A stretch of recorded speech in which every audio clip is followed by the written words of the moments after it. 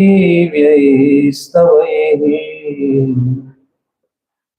यं वेदाः क्रमतः पदैश्च जडया गायन्ति यं सामगाः ध्यानावस्थित तद्गतेन मनसा पश्यन्ति यं योगिनो यस्यान्तं न विदुः सुरासुरगणाः देवाय तस्मै नमः देवाय तस्मै नमः। ओम अवतारे श्री स्वामी नारायणाय नमो नमः। ओम श्री सहजानंद स्वामिने नमो नमः। ओम श्री हरि कृष्णाय नमो नमः। ओम श्री घनश्यामाय नीलकंठाय नमो नमः। इको बंद कर दो, इको। स्वामीनारायण हरे।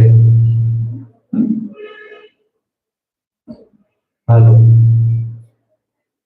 हेलो, बरोबर।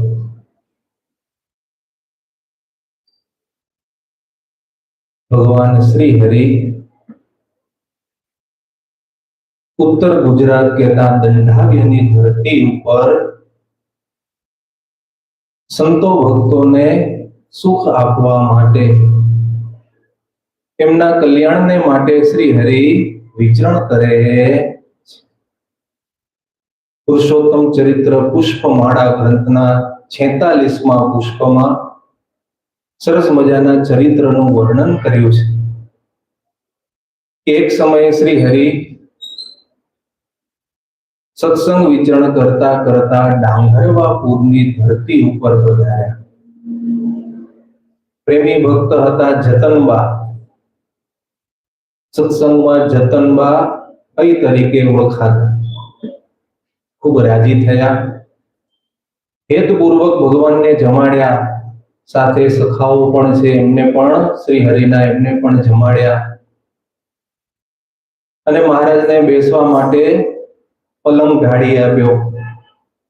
श्री हरि पलंग उपर विराजमान थया अने अचानक जतनबा श्री हरि पासे आव्या अने रोवा लाग्या। शुं करे छे? जतनबा श्री हरि पासे आवी अने रोवा लाग्या। तो बन्યું એવું કે થોડા જ દિવસ પહેલા જતનબાના મોટા દીકરાનું મૃત્યુ થયેલું અને એ ભગવાનના ધામમાં સીધાવેલા।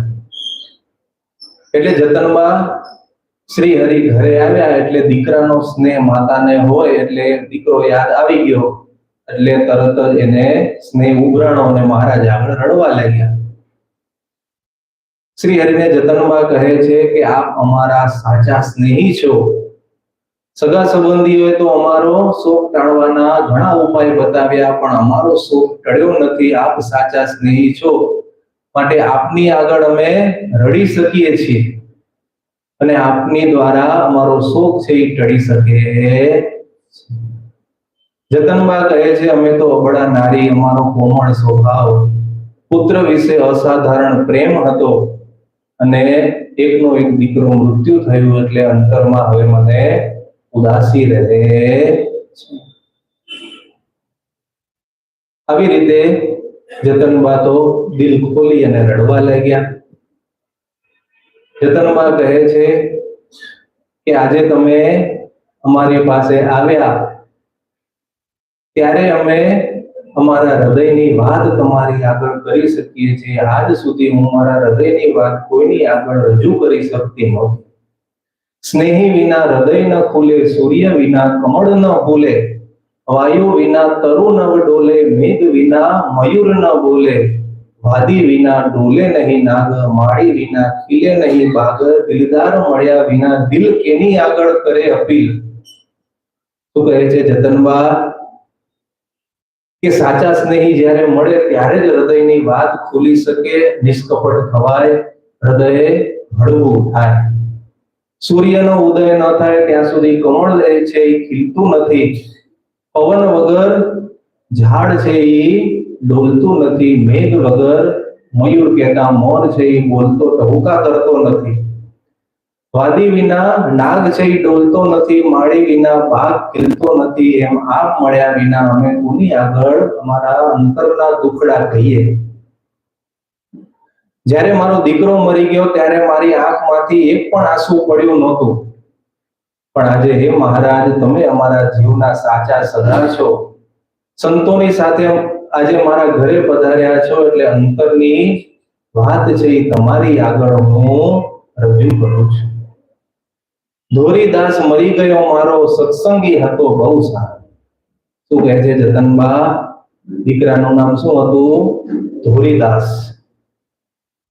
એટલે જતનબા કહે છે મારો દીકરો ધોરીદાસ મરી ગયો, સત્સંગી બહુ સારો હતો, સત્સંગના સારા ગુણો હતા અને એને હું સંભાળી અને રડું છું.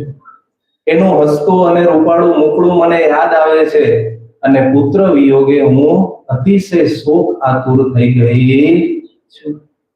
શ્રી હરિ વિચારે છે કે અત્યારે જતનબાને ધીરજ આપવાનો સમય છે, પણ કેવળ ઉપદેશ આપીશ તો એને વાત સમજાશે નહીં.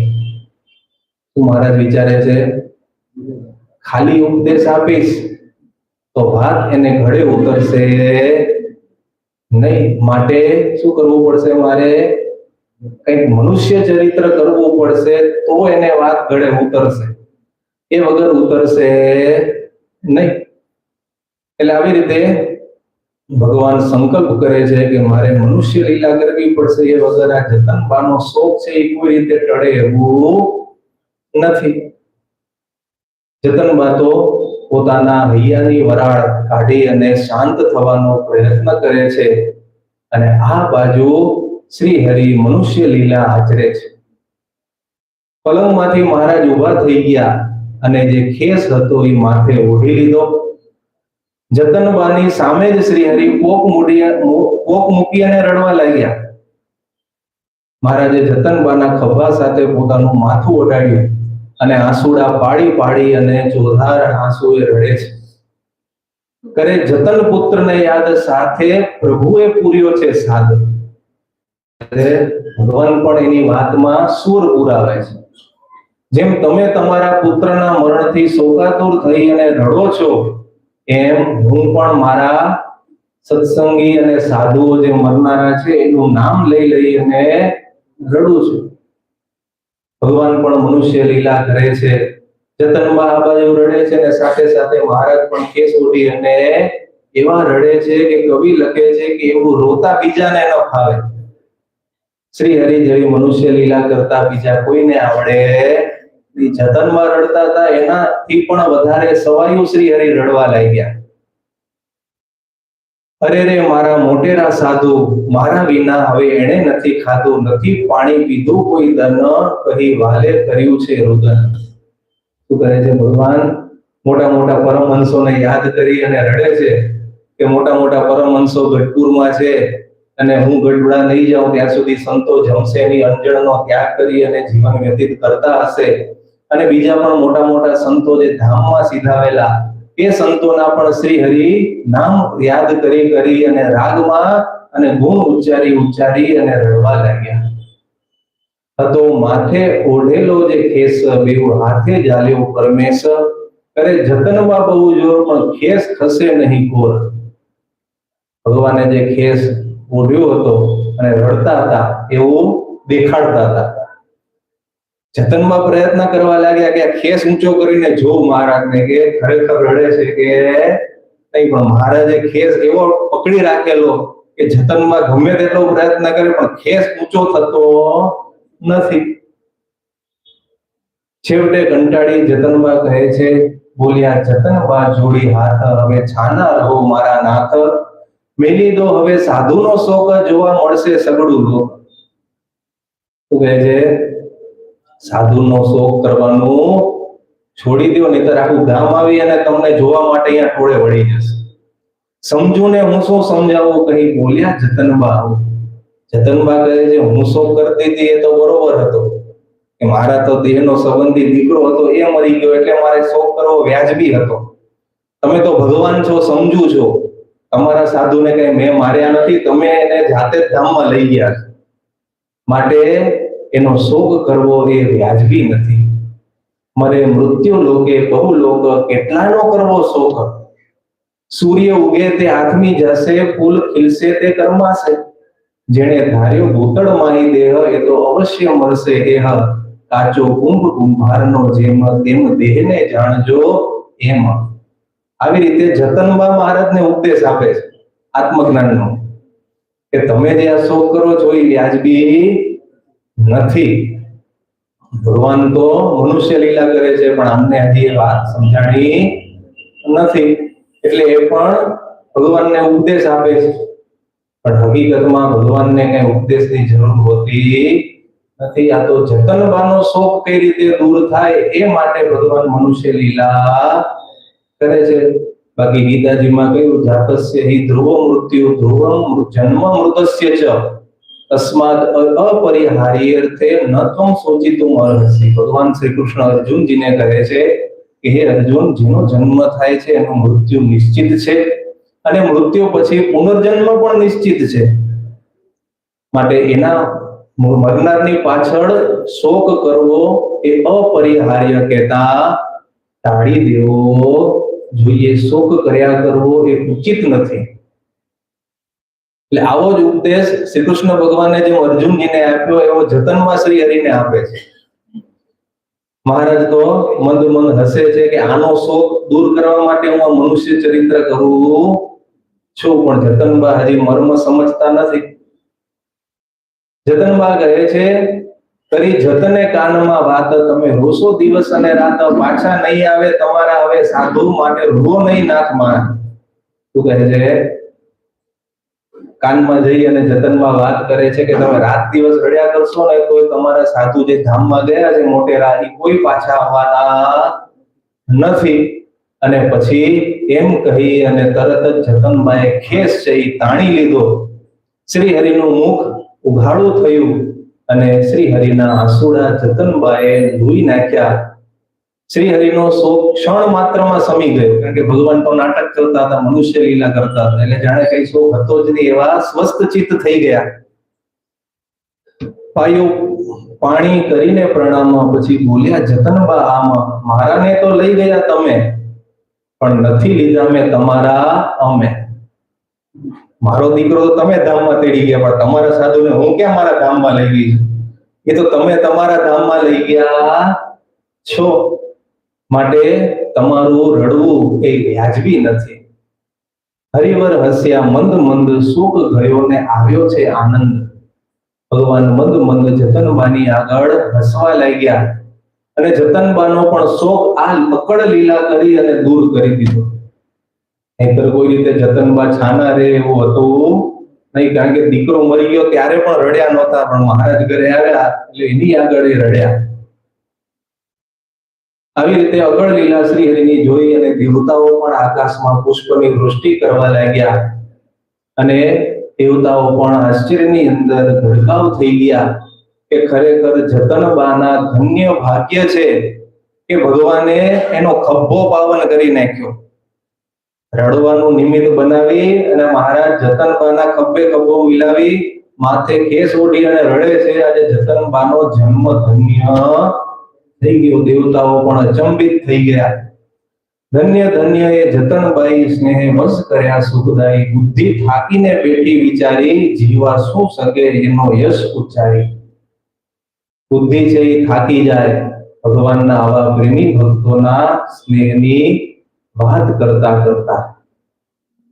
તો આવો જતનબાઈનો અભૂતપૂર્વ શ્રી હરિ પ્રત્યે પ્રેમ હતો અને સામે શ્રી હરિને પણ જતનબાઈ પ્રત્યે એટલી બધી લાગણી હતી કે એ માટે ભગવાન આવી મનુષ્ય લીલા કરી અને એમનો શોક સંશય દૂર કરે.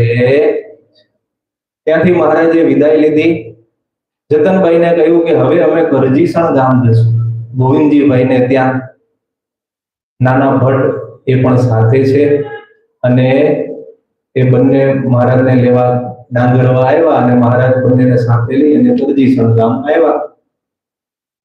શ્રી હરિ ગોવિંદભાઈને કહે છે કે મારે અત્યારે ગુપ્તવાસમાં રહેવું છે, પણ કરજીસણમાં જાહેરમાં રહેવું નથી, માટે કોઈ જગ્યા બતાવો. એટલે નાનાભાઈ ભટ્ટ હતા, એનો એક કૂવો હતો.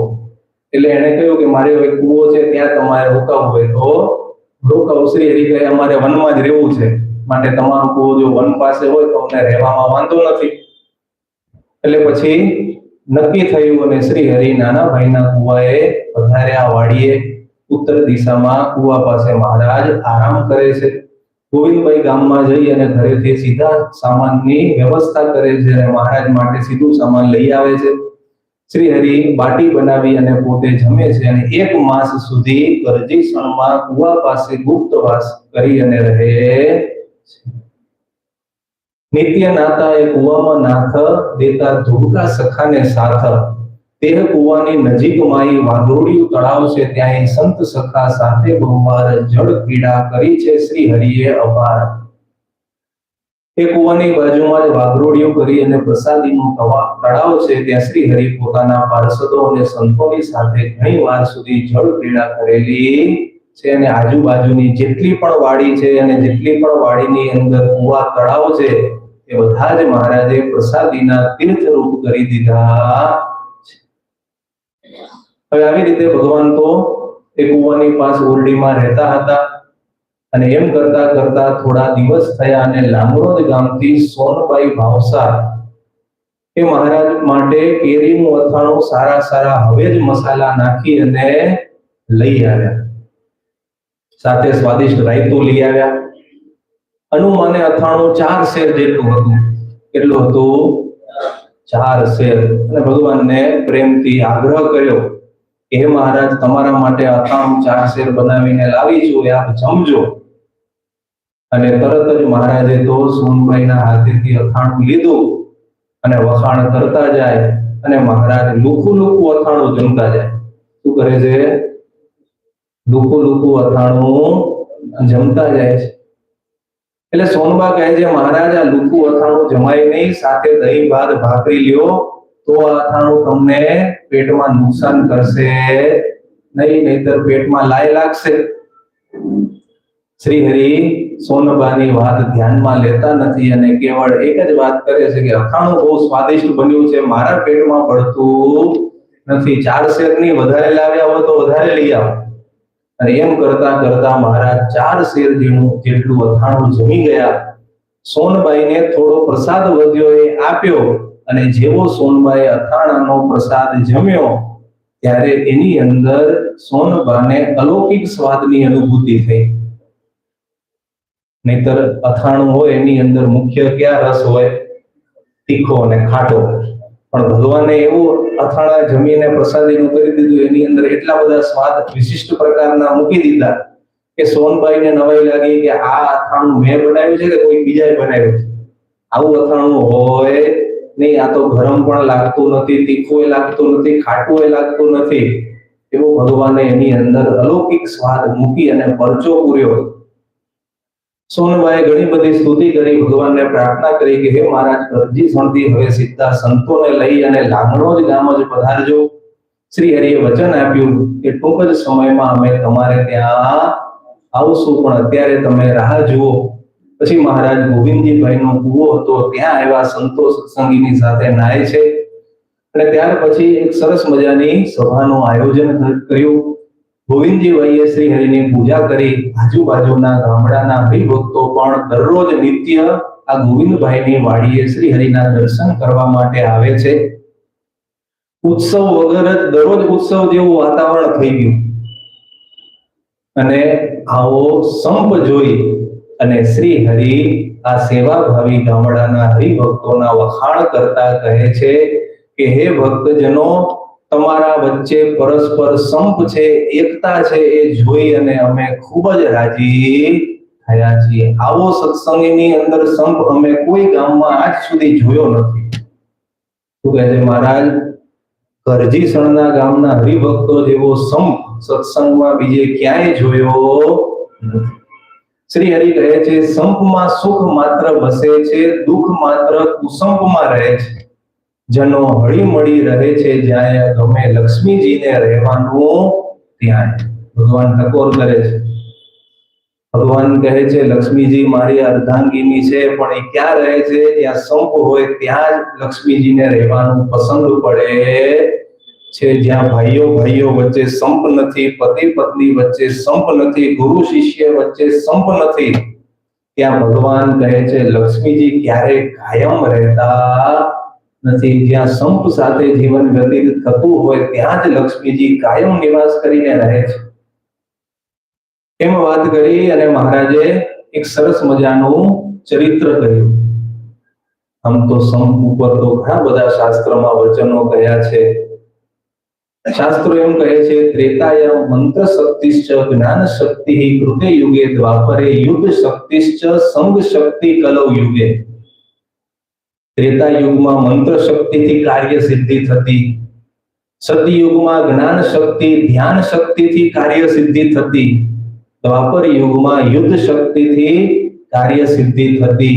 પણ કળિયુગ માટે એક જ ઓપ્શન ભગવાને રાખ્યો છે. શું? સંગ કહેતા સંપ, સંગઠન શક્તિ. એ જ કળિયુગમાં સફળતાનું સાચું કારણ છે કે સાચું રહસ્ય છે. જ્યાં સંપ નથી ત્યાં ક્યારે પણ સિદ્ધિ થતી નથી. સંહતિ શ્રેયસી પુંસામ સ્વકુલેર અલ્પે અલ્પકેરપી તૃષ્ણે તૃણે શ્રાપી પરિત્યક્તા ન પ્રહરો હંતિ તંડુલા. કહેતા કોઈ પણ વ્યક્તિ પરિવાર સાથે રહેતો હોય, ભલે ને એનો પરિવાર નાનો હોય, પણ એ નાના પરિવારની સાથે સંગઠિત થઈ હળી મળી અને સંપતી રહે તો આખા પરિવારનું કલ્યાણ થાય. પણ એકવાર ચોખામાંથી એનું પોતરું જુદું પડી જાય પછી શું થાય? એ ચાવલ કે એનો ચોખાનો દાણો હોય એ પાછો અંકુરિત થઈ શકે નહીં. એમ એકવાર પરિવારમાંથી સભ્ય છૂટો પડી જાય પછી એનું કોઈ રીતે શ્રેય થતું નથી. મહાત્મા વિદુરજી પણ કહે છે ઝાડ ભલે મોટું હોય, બળવાન હોય, ઊંડા મૂળ વાળું હોય, પણ એકલું ઉગે તો વાયુ તથા એની ડાળીઓ પળવારમાં ઉખેડી નાખે છે. પરંતુ જે વૃક્ષો પાસે પાસે હોય, જથ્થાબંધ રીતે ઊંડા મૂળ ગાલીને ઉગે અને એકબીજાના આશ્રયને લીધે પ્રચંડ વાવાઝોડું આવે તો પણ વાવાઝોડાની ટક્કરને સહન કરી શકે છે. એ જ પ્રમાણે વિદુરજી કહે છે વિદુર નીતિમાં કે મનુષ્ય ભલે ગમે તેટલા ગુણોથી સંપન્ન હોય, પણ જો એકવાર એકલો થઈ ગયો તો વાયુ જેમ એકલા ઉગેલા ઝાડને ઉખેડી નાખે તેમ શત્રુઓ પણ તેને ઉખેડી નાખવાનું શક્ય કરી નાખે છે. માટે હે ધૃતરાષ્ટ્ર, તમારે તમારા ભાઈઓ ભત્રીજાઓ જ્ઞાતિજનો સાથે એકબીજાના આશ્રયથી જેમ સરોવરમાં કમળ રહે છે તો કમળ સરોવરના આશ્રયથી વૃદ્ધિ પામે છે, એમ તમે પણ તમારા ભત્રીજાઓ પાંડવોની સાથે જો હળી મળીને રહેશો હસ્તિનાપુરમાં તો તમારી વૃદ્ધિ થશે, વગર તમારો પતન થશે. પણ ધૃતરાષ્ટ્ર પુત્ર મોહથી અંધ છે એટલે એને સાચી વાત મનાતી નથી. તો આવી રીતે વિદુરજી પણ કહે છે કે સંપ છે ત્યાં જ સંપત્તિ છે. શ્રી હરિ એક સરસ મજાનું દ્રષ્ટાંત આપે છે કે એક ખૂબ જ શ્રીમંત પરિવાર હતો. એક પેઢી સુધી એ પરિવારમાં ખૂબ સારો સંપ રહ્યો, પણ શું થયું? બીજી પેઢી આવીને એટલે કુસંપ ચાલુ થઈ ગયું. એક પેઢી સુધી બધું સંપ સારો ચાલુ રહ્યો, પણ બીજી પેઢીથી પરિવારમાં કુસંપ આવી ગયો.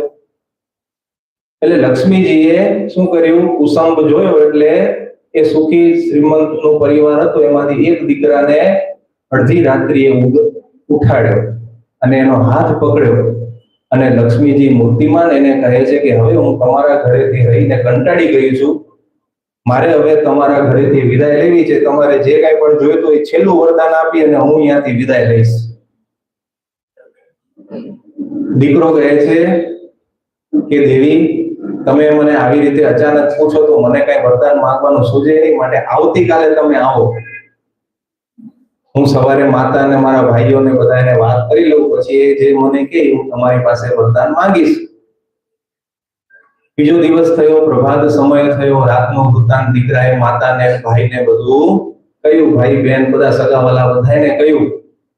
એટલે ભાઈઓ કહે છે કે ગાંડા અને આટલું માંગતા ન આવડે, અમને ઉઠાડ્યો લક્ષ્મીજીએ તો અમે તો મોટું લિસ્ટ તૈયાર કરીને રાખ્યું કે બધું માંગી લે, સોનું માણેક મોતી હવેલી બાગ બગીચા બધું, વેપાર માંગી લે, સમૃદ્ધિ માંગી લે. પણ પરિવારમાં વૃદ્ધ માજી હતા, એ વિચક્ષણ બુદ્ધિ વાળા હતા.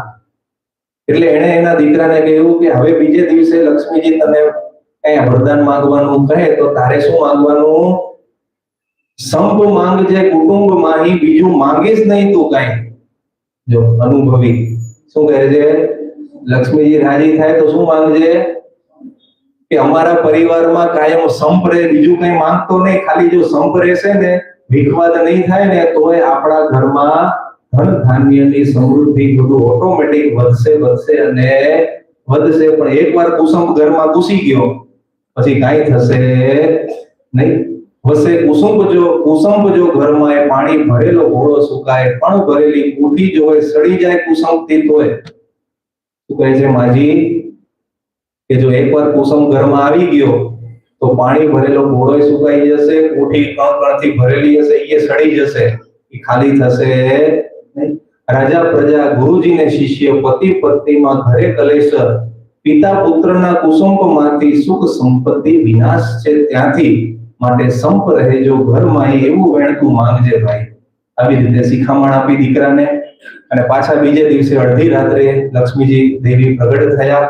દીકરો પગે પડી અને લક્ષ્મીજીને પ્રણામ કરે છે અને આ જ વરદાન માંગે છે કે અમારા ઘરમાં કાયમ સંપ રહે એવો રાજી થઈને અમને વરદાન આપો, બીજું કઈ અમારે વરદાન જોતું નથી. અને લક્ષ્મીજી એમને વચન આપે છે કે તમે જો સંપનું વરદાન માંગો છો તો પછી મારે હવે તમારા ઘરને છોડીને જવાનો કોઈ અર્થ જ નથી, કારણ કે જ્યાં સંપ છે ત્યાં જ હું નિવાસ કરીને રહું છું. માટે હવે હું તમારા ઘરને પરિવારને છોડીને ક્યાંય જઈશ નહીં. અને આવી રીતે ભગવાને સંપનો મહિમા સમજાવ્યો. અને બીજું કુસુંબથી કેવું અધોગતિનું પરિણામ આવે એવું પણ એક સરસ મજાનું દ્રષ્ટાંત ભગવાને આપ્યું. એ પણ બહુ સમજવા જેવું છે. સૌ જનોના હિત કાજે બહુ બોધ આપ્યો છે મહારાજે, જુદા પડે આવે દુઃખ અંગે, વાલે વાત સુનાવી પ્રસંગે. સરસ મજાનું દ્રષ્ટાંત છે. એકવાર 4 મિત્રો ભેગા થઈ અને તીર્થયાત્રા કરવા માટે નીકળે છે. મહીસાગર વગેરે નદીઓમાં સ્નાન કરવાના વિશે એ લોકો 4 મિત્રો નીકળે છે. એક વિપ્ર છે, બીજો વાણિયો છે, ત્રીજો માળી છે અને ચોથો દરબાર છે. થોડો સમય તીર્થયાત્રામાં બધું સીધું સામાન હતું ચાલ્યું, પણ થોડો સમય થયો એટલે સીધું સામાન જે લીધું હતું ભેગું ખૂટી ગયું. 4 મિત્રોને ભૂખ લાગી, હાથું ખૂટી ગયું, ભૂખ્યું રહેવાતું નહોતું. એટલે ચાલતા ચાલતા માર્ગમાં એમને રેડો બગીચો જોયો. રેડો બગીચો એટલે માલિક તો હોય એનો, પણ માલિક હાજર ન હોય એટલે એને રેડો બગીચો કહેવાય. એટલે 4 મિત્રો નક્કી કર્યું કે આ બગીચામાં અત્યારે માલિક હાજર નથી તો આ બગીચામાં જઈને આપણે કંઈક ખાઈ આવીએ. પાકી કેરીઓ છે, પપૈયા, કેળા આ બધું છે તો જમી આવીએ તો કઈ વાંધો નથી. એટલે આવી રીતે 4 જણા શું કરે છે? ફળ ખાવા માટે અંદર પ્રવેશ કરે છે. અને પાછા 4 જણા એવી સોગંદ ખાય છે એકબીજા કે જો માળી આવશે અને આપણા 4 વચ્ચે જો સંપ હશે તો આપણને માળી કાંઈ કરી શકશે નહીં, આપણને કઈ સજા નહીં કરી શકે. પણ જો આપણામાંથી સંપ જશે, જુદા જુદા પડી ગયા તો ડેવો રંગાશે, કે તાર પીઠ ઉપર લાકડીના સોટા પડશે. એટલે 4 જણાએ એકતાના સોગંદ ખાઈ અને વાડીમાં પ્રવેશ કર્યો અને બાગમાં જઈ પાકા ફળ પાડી દીધા અને ખૂબ સારી રીતે જમી ગયા. જમી લીધું અને એવામાં અચાનક બાગનો માળી આવ્યો, જોયું તો તરત ખીજાણો. પણ હવે થાય શું? માળી એકલો અને આ 4 જણા. એટલે એને થઈ ગયું કે હું અત્યારે લડીશ તો મારે ખાવો પડશે, ભલે હું માલિક છું પણ માર ખાવાનો મારે વારો આવશે. માટે અત્યારે બળવાનની સાથે યુદ્ધ કરવું એ યોગ્ય નથી. બુદ્ધિબળનું કામ લેવું પડશે. અહીંયા બાહુબળનું કામ નહીં ચાલે. એટલે એને શું કર્યું, એક યુક્તિ કાઢી અને એને કુસંગ કરાવવાનો નિર્ણય કર્યો કે હવે આ ચારે વચ્ચે કુસંગ કરાવીએ તો આ લોકો અહીંયાથી માર ખાઈને જશે, વગર જશે નહીં. એટલે એને અલગ અલગ ચારેને પૂછ્યું, તમારું નામ શું છે, તમારી નાત શું છે, જાત શું છે, અને ચારે જણાએ પોતપોતાનું ઇન્ટ્રોડક્શન આપ્યું કે અમે આ 4 જણા છીએ. અને પછી એને શું કર્યું, દરબારના ખૂબ વખાણ કર્યા. શું કર્યું? દરબારના બહુ વખાણ કર્યા, બ્રાહ્મણના બહુ વખાણ કર્યા અને બીજાના પણ બહુ વખાણ કર્યા અને વાણિયાને જુદો પાડી દીધો વાતો વાતો. દરબારની પ્રશંસા કરતા કહ્યું કે તમે તો ધરતીના ધણી કહેવાઓ, શૂરવીર કહેવાઓ, તમારી તો કાર્ય જ ઈ છે ગાય બ્રાહ્મણ ધરતીની રક્ષા કરવી, પણ તમે અમારી વાડીમાં જમી જાવ તો તમે તો અમારા હકદાર જ કહેવાઓ, તમને તો અમે રાજીપે આપીએ, તમે જમો એમાં કઈ વાંધો નથી. અને ભલો બ્રાહ્મણ તો બાપડો ખાય એમાં તો કઈ વાંધો હોય જ નહીં, અને આ માડી છે એ તો અમારી નાતનો જ કહેવાય, અને એ જમી ગયો એમાં મને કઈ વાંધો નથી, પણ આ હક વગરનો વાણિયો શેનો ખાઈ ગયો, માટે એને ખવાય નહીં. ત્રણેય જણે હા પાડી, એ વાત સાચી છે અને વાણિયાની જ ભૂલ છે, એને આવું કરાવાય નહીં. આપણે 3 જમ્યા એ બરોબર છે ચોરી કરીને, આણે કર્યું એ ભૂલ છે.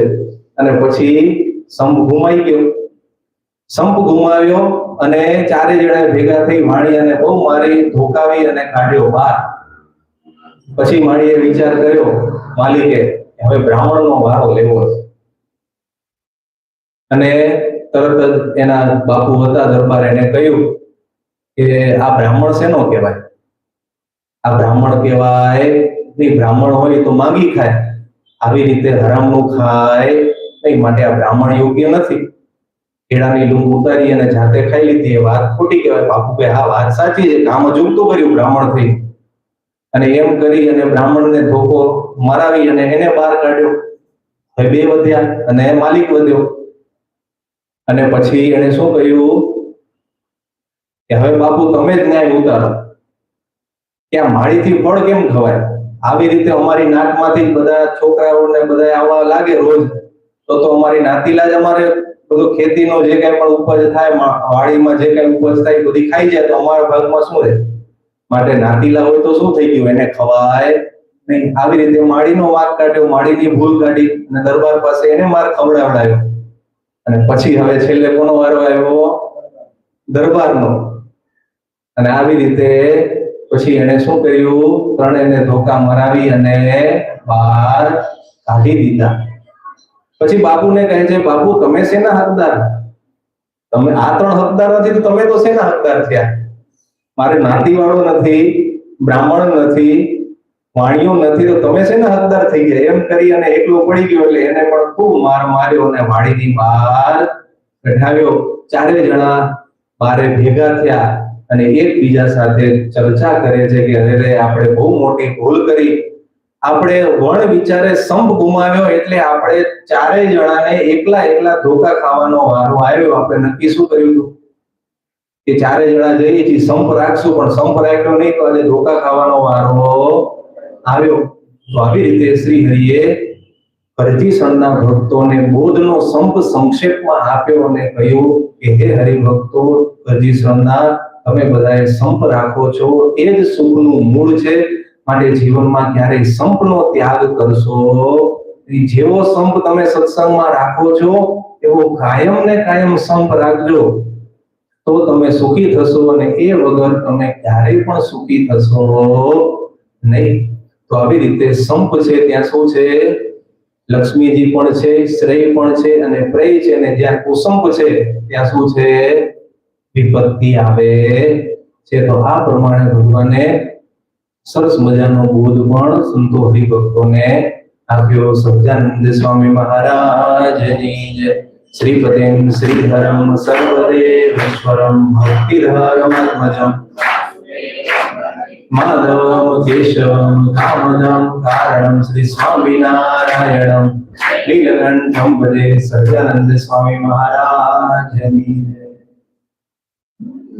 સરસ મજાનો પ્રભુ શ્રી કાંતિભાઈ છોટુભાઈ પટેલ એમણે એક સંશોધનનું કાર્ય સંપ્રદાયમાં કર્યું છે. અને વડતાલ દ્વિશતાબ્દી મહોત્સવમાં એમણે એક સરસ મજાનું પુસ્તક સંતો હરિભક્તો જે કોઈ પણ તીર્થયાત્રા કરવા માટે નીકળે એમને યોગ્ય માર્ગદર્શન પૂરું પાડી શકે એવું સરસ મજાનું એક સાહિત્ય ભેટમાં સંપ્રદાયને આપ્યું છે, પ્રભુ તારા પગલે પગલે. એના 3 ભાગ છે, વડતાલ ધામથી પ્રકાશિત થયેલું છે. જે કોઈ પણ ભક્તજનોને એ પુસ્તક લેવું હોય એ વડતાલથી પણ લઈ શકે છે. ધોલેરા, સારંગપુર અને વડતાલ જ્ઞાનબાગ આ 4 સ્થાનોથી એ પુસ્તક ખરીદી શકે છે. 1700 રૂપિયા એની કિંમત છે. કાંતિ દાદાએ પોતાના જીવનના 35 જેટલા વર્ષો આ પુસ્તક તૈયાર કરવામાં વાપર્યા છે અને 900 જેટલા સ્થાનોની તો જાતે મુલાકાત લઈ પ્રસાદીના અને સંશોધન કાર્ય કર્યું છે. તો એકવાર જોરદાર તાળીઓથી આપણે એમની આ સત્સંગની સેવાને વધાવી લઈએ. કારણ કે આવું કાર્ય કરવું એ કઈ સહેલી વાત નથી, નાની સૂની વાત નથી. તો સ્વામીશ્રી પાસે પધારશે, સ્વામીશ્રી એમને આશીર્વાદનો હાર પહેરાવશે અને કાંતિ દાદા સ્વામીશ્રીને ભેટમાં 3 પુસ્તકો આપશે. જેને પણ પુસ્તકો જોઈતા હોય એ કાંતિ દાદાનો સંપર્ક સાધી શકે છે. બીજું, આજના સંધ્યા પ્રસાદના યજમાન પદે જેમણે લાભ લીધો છે એવા પરમ ભગવતી શ્રી શ્યામ ધર્મેશભાઈ પટેલ અને એમના વતી એમના દાદા એ સ્વામીશ્રી પાસે પધારશે અને આશીર્વાદનો હાર સ્વીકાર કરશે. પ્રકાશભાઈનો સમગ્ર પરિવાર દેવ આચાર્ય સત્સંગની ખૂબ સારી સેવા કરે છે અને હજી વિશેષ સેવા કરે એવી ભગવાનના નામમાં પ્રાર્થના સર્જાનંદ સ્વામી. પ્રકાશભાઈ તમે આવો. અને શ્યામ મહારાજ, હરિકૃષ્ણ મહારાજ, અમૃત દાદા એને હાર પહેરે હાર મોકલી દીધું.